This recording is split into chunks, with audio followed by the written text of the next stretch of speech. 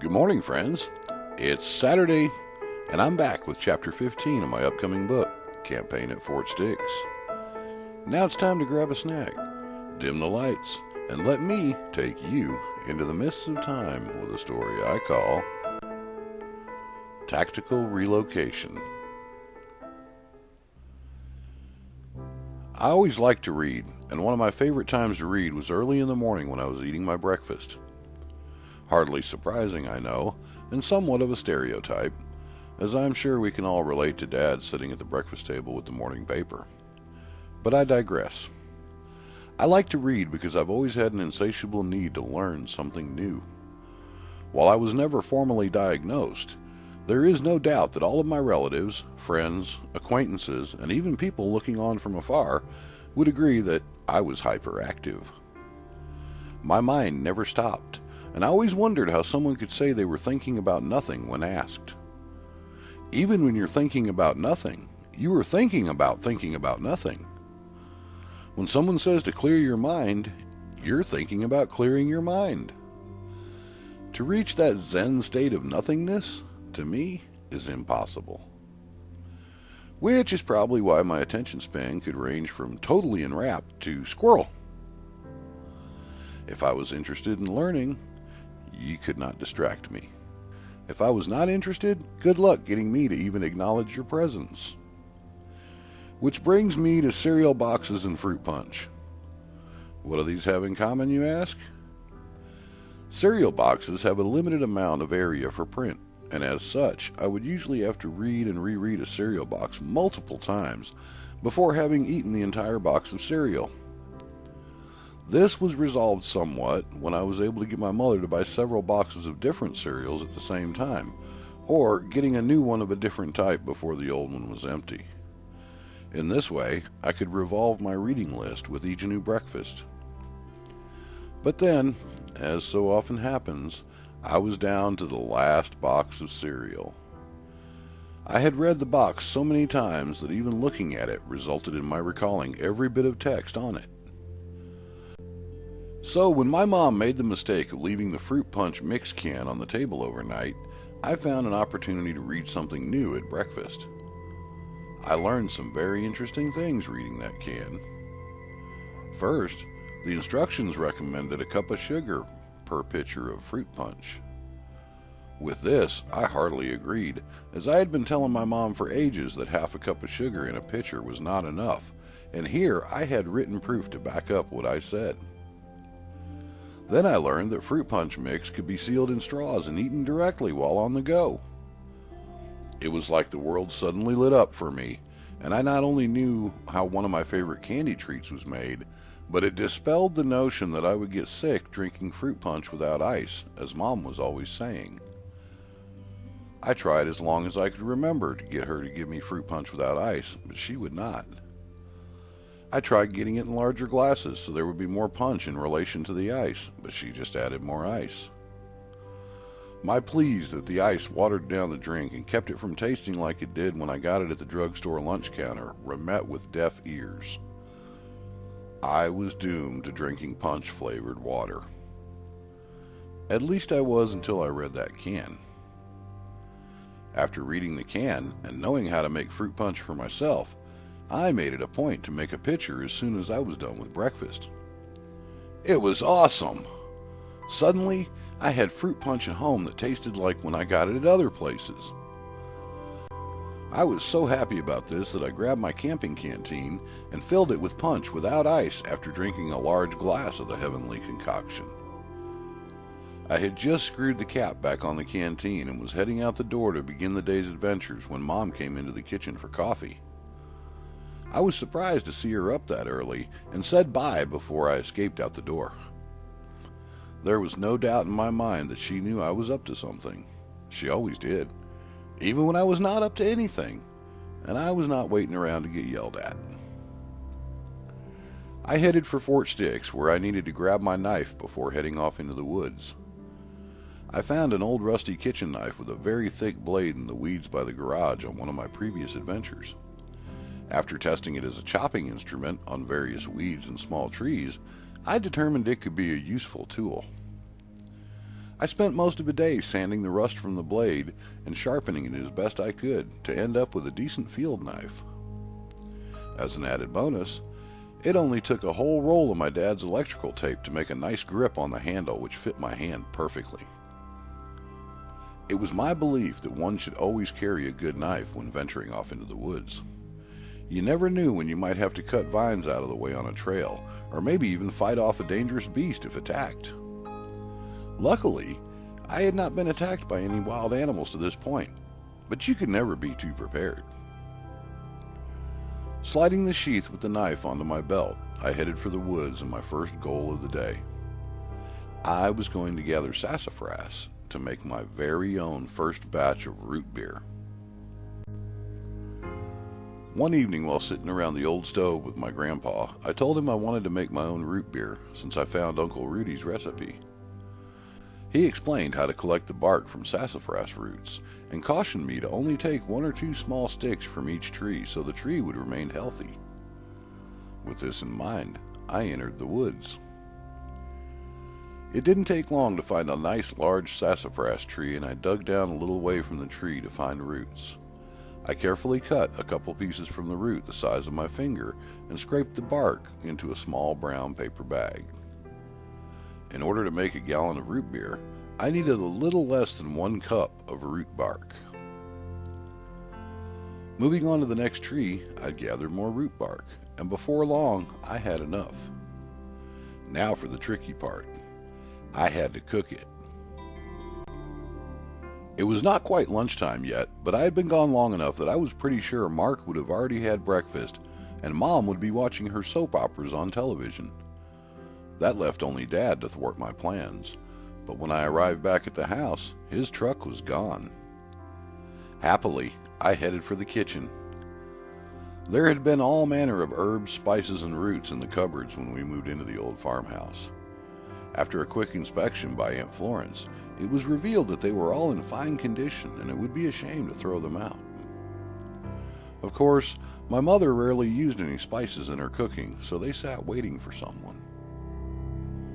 I washed one of the gallon jugs I had collected previously, taking extra care to make sure the threads on the lid were clean as I did not want to spoil my root beer. I also found one of Uncle Rudy's special lids for the jar. It had a small tube welded to it which allowed the container to breathe. Per his recipe, one would affix a small balloon to the pipe to allow for gases to expand as the root beer fermented. After gathering the ingredients, it was time to brew some root beer. I wrapped the washed sassafras root, wintergreen, vanilla extract, and a couple cinnamon sticks in a small cloth bag and tossed them into a pot with a little more than a gallon of water. When it began to boil, I reduced the heat to keep it slowly rolling and added the sugar and molasses. Stirring constantly, I boiled it for 30 minutes and moved it off the heat to cool. As I sat at the kitchen table enjoying another glass of fruit punch, with ice in case Mom came in the room, I waited for the mixture to cool enough to put into a jug. The kitchen smelled awesome, and I found myself daydreaming about sitting and sipping my root beer right from the jug like folks did with moonshine. It was a pretty good feeling to know I was doing this by myself. It was a simple matter to add the measured yeast, pour the mixture into the jug, and install the lid once it was cool enough to not shatter the glass. Then I affixed a balloon to the small pipe at the top with a bread bag tie and hid the jug as far back as I could reach in the corner kitchen cabinet. According to my uncle's instructions, I was supposed to check the carbonation in 2 days and then every 6 hours until it was fizzy enough. After that, it was to be refrigerated to stop the yeast from fermenting any further. I closed the cabinet door and headed for my room.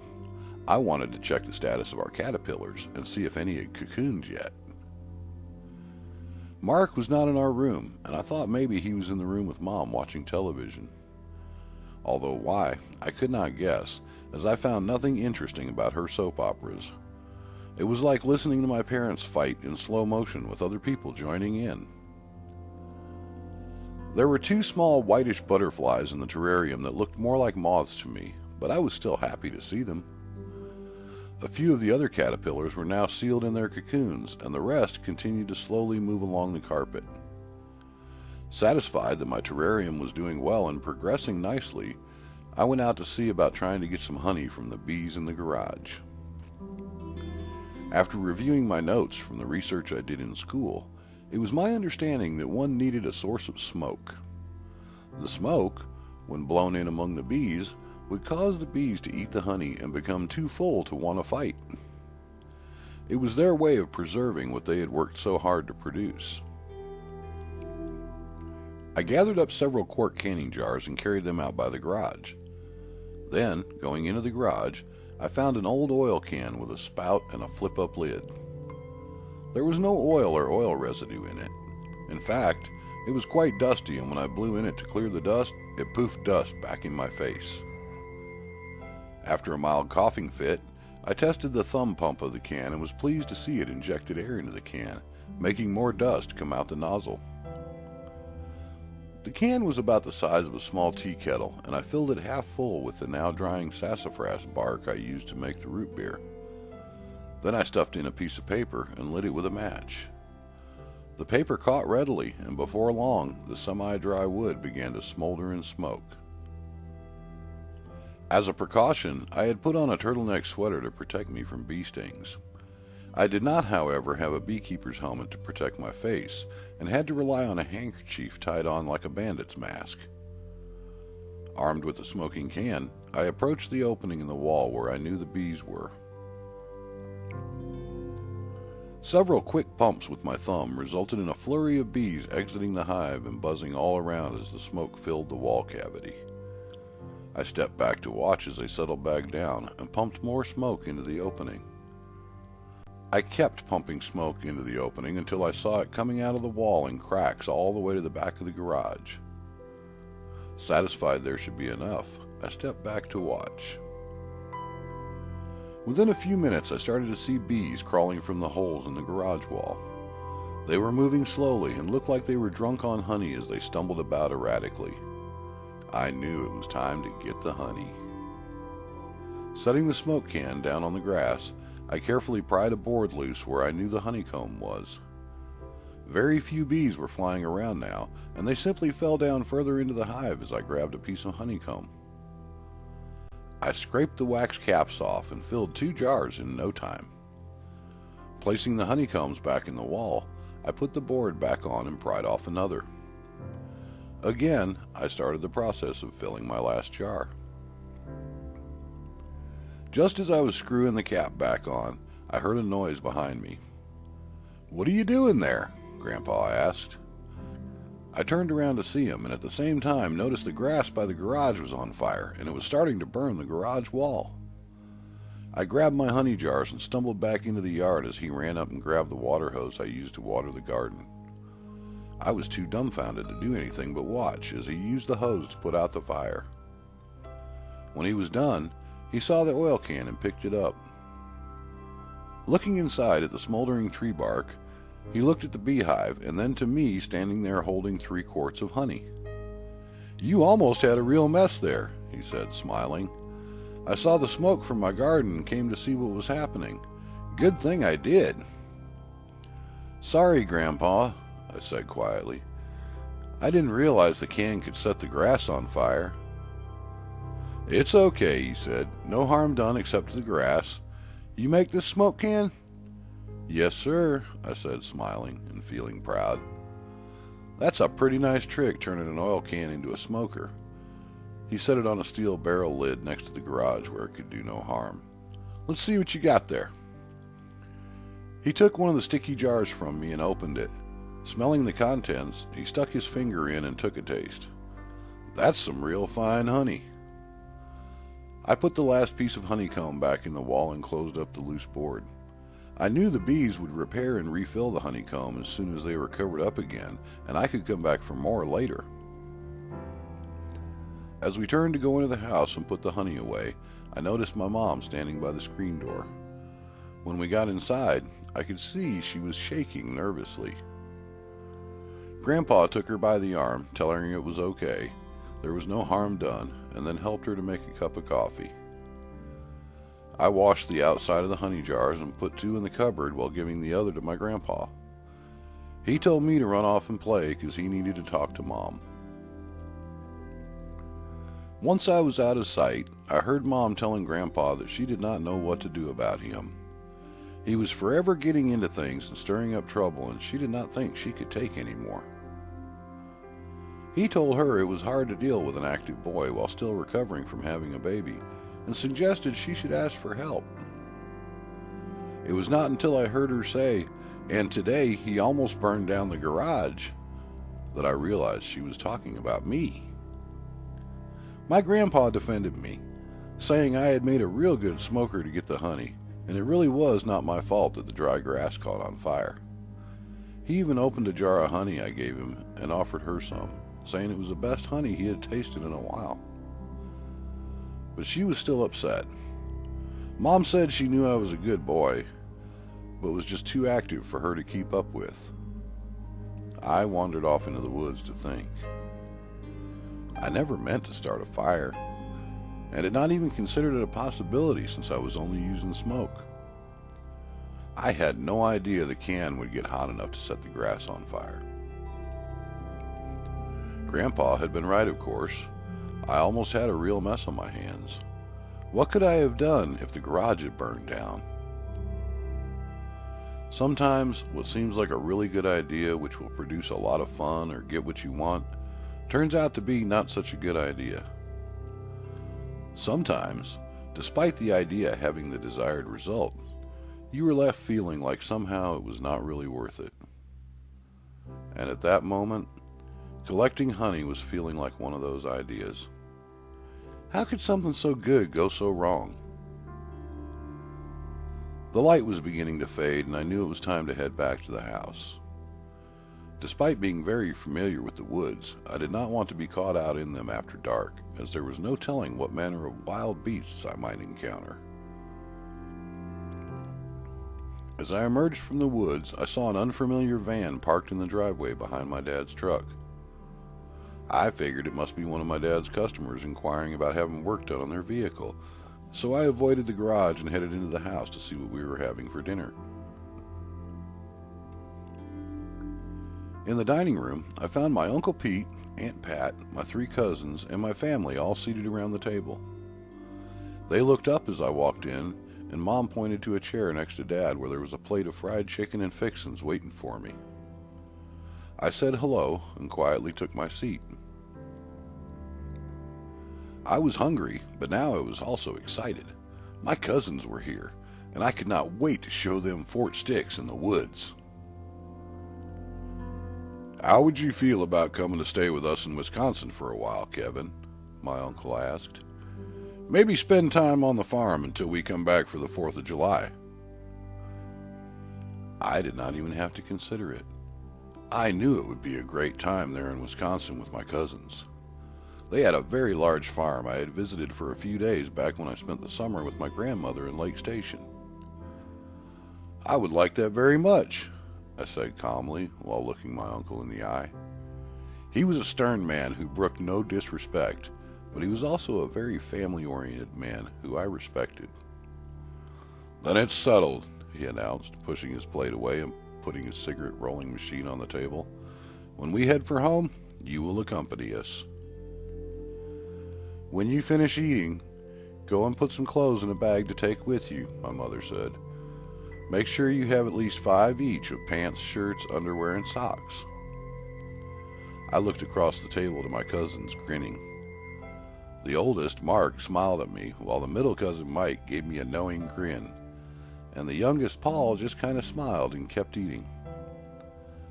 As it happened, I was the oldest of all the cousins, but Mark was just a year below me, and Mike 2 years. Paul was the same age as my brother, Mark. I remained silent as I ate.